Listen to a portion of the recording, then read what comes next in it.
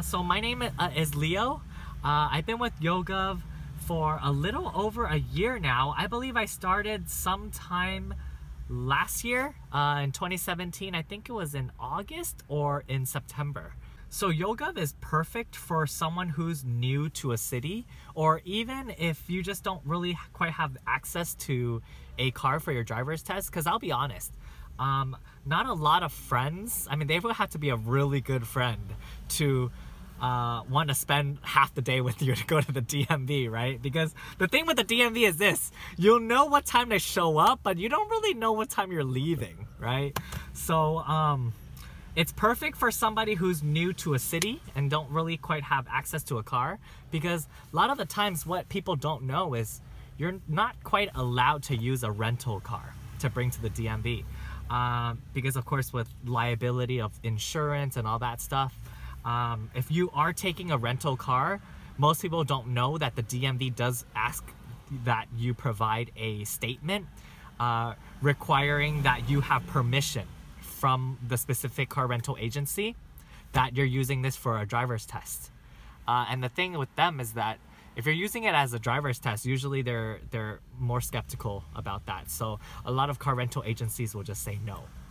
And if you just show up, and I've seen people check in with a car rental, a lot of times they get turned away because you just can't use it. At the beginning of my journey here with YoGov, I started off part-time, and it's highly recommended that you do this part-time as well, until of course, you know, maybe your market gets more developed, because at the very beginning, when people are just learning about YoGov, you know, and I've seen it grow tremendously right now with all sorts of various different government services that we provide.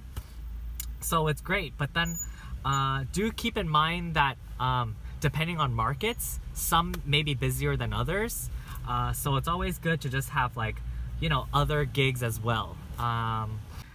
For what makes a good YoGov concierge, I would say, is someone who is punctual, right? Someone who's reliable and organized. You just gotta make sure that you just, because people going to the driver's test already is very nervous, right? You really want to be a calm person to put them at ease, providing them with good information, right?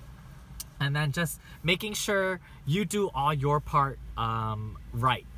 You don't want to show up with like a car that has a broken horn, right, or a broken tail light. You just want to make sure that all these things, you know, that are within your control, that you do it right. Showing up early, contacting the client ahead of time, you know, making sure you don't do anything last minute, right? So depending on the phone that you have, you just go to your app store, and then you will go ahead and download the YoGov app. It's going to look something like this once you pull it up. Then over here on your open trips, you know, you'll hit open trips down here, and then over here you can find your existing bookings. Right now there's no open trips in this area. Then once you click on the bookings, it'll show you the list of bookings that you have currently. Right now I just finished all my bookings this week, so you could also toggle here to the past trips. It'll show you all the past trips that I've done.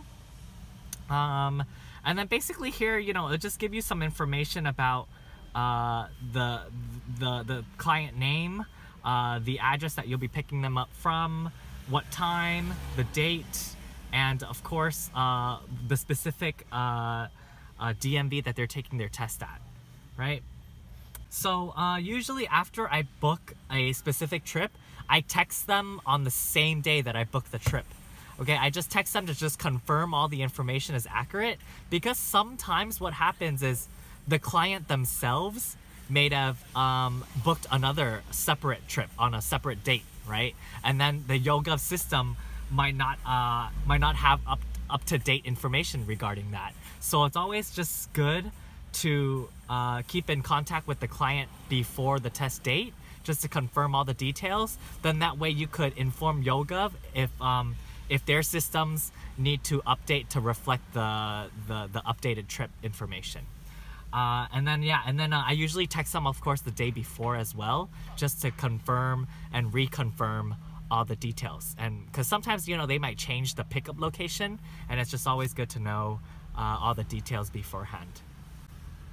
One thing that's very important before showing up for the specific driver's test is I have this sheet here that you could get from YoGov too. I just print a ton of these. These are the driving performance evaluation sheets. It's very important because you want to make sure that you show, you know, every car is different, right? And then when your client gets into your car, they might not know exactly where all the controls are, right? So very important that you just show them, you know, just run through the pre-drive checklist here. This is usually what I do before we even start the car, all right? To start heading to like the DMV area, wherever that you're going to practice.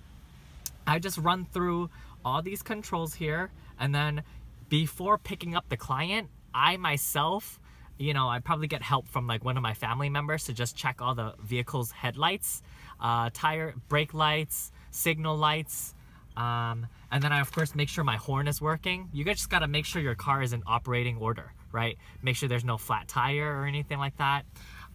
Because if one key thing is not working, then the DMV is not going to allow your client to test, and that will be a bad experience for both you and the client. And then yeah, after you know we get all this done, then we head to the DMV. Of course, make sure you have an up-to-date registration card in your car, as well as an up-to-date license. It'll look something like this. You know, I have all of these here, and I do recommend that you make a photocopy of it, right? Because you don't want your student accidentally holding on to your original. It's happened to me, so I learned the hard way. I make multiple copies just in case, because I've even had an examiner keep the photocopy, which she later on had to mail back to me. So yeah, it's always good to just keep multiple copies. And usually what I also do is I keep these tiny bottles of water in my car too. People get thirsty, right, after practicing for some time. So you just want to keep these in your car handy. And then yeah, once you've practiced around that particular area, usually what I like to point out is all the problem areas of the particular DMV. Because I kid you not, every city is built differently.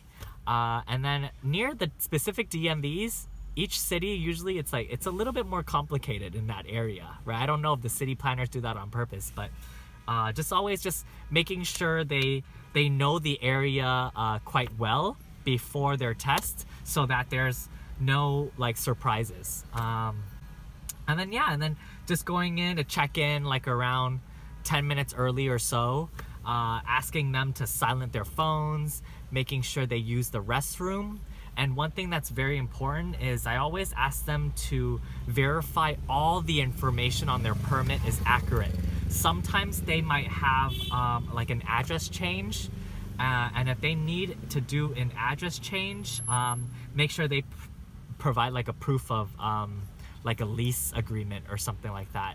And then I always ask them specifically to bring everything, like passports, visas, important documents like immigration documents and all that stuff. Make sure they bring all of it, because the last thing you want is to show up at the DMV and maybe their application was incomplete or something like that, or they need to start over again.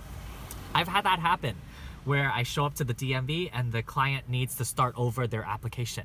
I've had that time and time again. And then I always tell them, bring everything, because you just want to avoid the possibility of having to go back there. So then yeah, that pretty much sums up that. And then of course after their test, then you just take them home. Okay.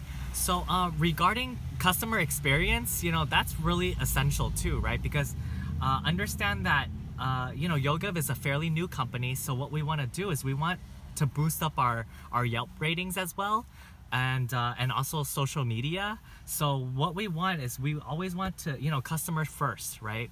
So regarding that, if you provide like a really good experience, we get also tips at the end of our trips. So the biggest tip that I've actually gotten was $50 once, and it was of course through the app. So I didn't even know the guy was going to give me such a big tip, but I guess he was just super happy because it wasn't his second test. He took his first driver's test, I think, with a friend, a personal friend. So his friend didn't really share with him all the key things that he needed to work on, right? And that's the problem with going with a professional versus going with just, you know, somebody like a friend who might not necessarily point out all the things you might be doing wrong. I've also gotten a lot of like 20s and 10s, and yeah, it's just a good way of just you know, giving them a good experience, right? So that we could hopefully earn a nice tip with that.